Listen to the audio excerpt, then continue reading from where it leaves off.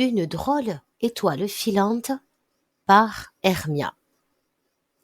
En cette veillée de Noël, je me suis souvenu d'une histoire que m'avait rapportée il y a bien longtemps Mamie Noël, la femme du célèbre père. Je vais vous la raconter. Il est d'usage qu'à l'approche des fêtes, Mamie Noël se mette derrière les fourneaux pour confectionner une multitude de petits gâteaux de toutes formes et couleurs pour régaler son mari et ses lutins. Tous les ans, elle choisit son aide parmi les lutins et elfes de papa, et cette année, elle remarque un lutin avec un petit nez légèrement en trompette. Il me plaît bien celui-là.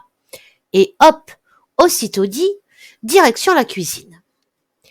Le père ne put qu'approuver le choix de son épouse, car, il faut le savoir, Pépi, surnommé Tête en l'air, ne suivait pas toujours les plans de fabrication des jouets, et il en résultait des choses bizarres. Pépi, tu vas me mélanger ce sac de farine avec le sucre, et ensuite je vais mettre mes ingrédients secrets pour donner du goût au gâteau, et nous allons terminer par les œufs et le beurre, dit Mamie Noël. Très fier et sûr de lui, Pépi suivit les instructions à la lettre. Facile de mélanger farine et sucre, sauf qu'il en avait mis sur son habit rouge et vert. Zut, il va falloir enlever ce blanc avant que Mamie Noël ne revienne, sinon elle ne sera pas contente de moi. D'un pas joyeux, il se dirige vers la penderie récupérer une brosse à habits. Et Marc n'arrête. Son regard est attiré par un petit sac en velours avec des cordons dorés et des initiales brodées PM. Seraient-ce là les ingrédients magiques dont parlait mamie? Je vais en verser dans ma farine pour donner encore plus de goût, les copains apprécieront. Mamie Noël, sans se douter de la petite intervention, revint à ses épices, le beurre et les œufs.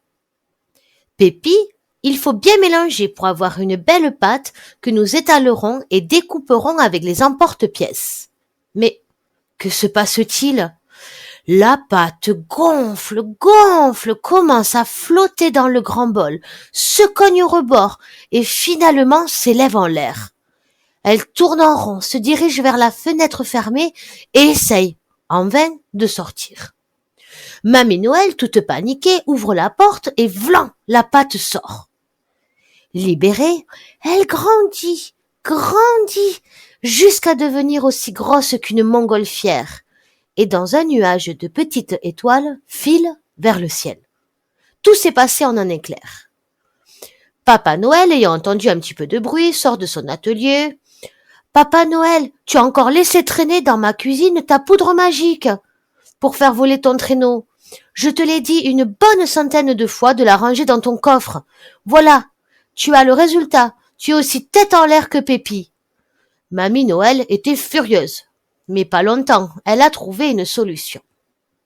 « Papa, pour ta punition, le 24 décembre au soir, tu prendras Pépi avec toi et pendant ta tournée de distribution des cadeaux, vous essayerez de m'attraper ma boule de pâte. » Et c'est ainsi que nos deux compagnons d'étourderie essayèrent en vain d'attraper la masse sucrée qui, tranquillement, défie les lois de la nature. Si la nuit de Noël, vous pensez voir une étoile filante, c'est peut-être la boule sucrée